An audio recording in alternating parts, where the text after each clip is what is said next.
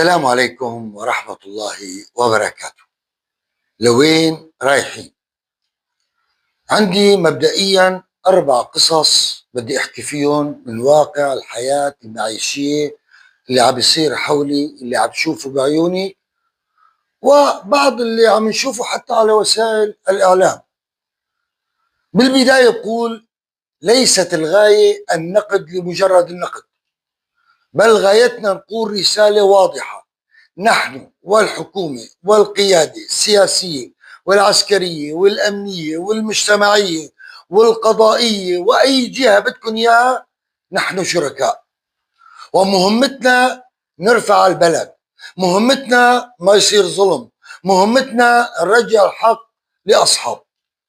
القصص الأربعة هن: وحدة أولى حول مستثمر حب يرجع على بلده، مستثمر سوري حب يرجع على بلده لكن شاف الأعاجيب وبعت لي إياها بالتفصيل، شو اللي صار معه بدوائر الدولة والطرق الالتفافية، وكيف خبروه انه انت لازم تخرق القانون حتى نمشي لك امورك.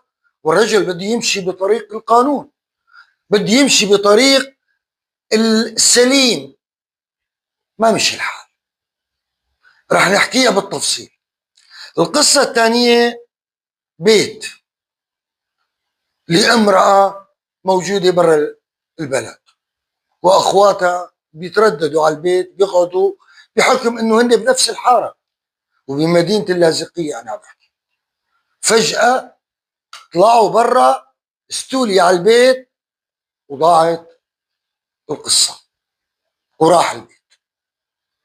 القصة الثالثة انه هالمعتقلين او عملية الاعتقال لواحد صرح او كتب بوست او حكى له كلمة، رح نحكي بهذا بالتفصيل، نقول هل هي سياسة تكميم الافواه؟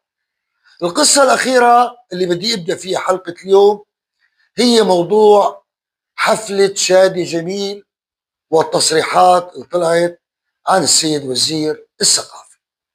هلا ممكن القصص الأربعة ما أقدر أعملهم بحلقة واحدة، وحلقتنا هي بعنوان لوين رايحين نحن.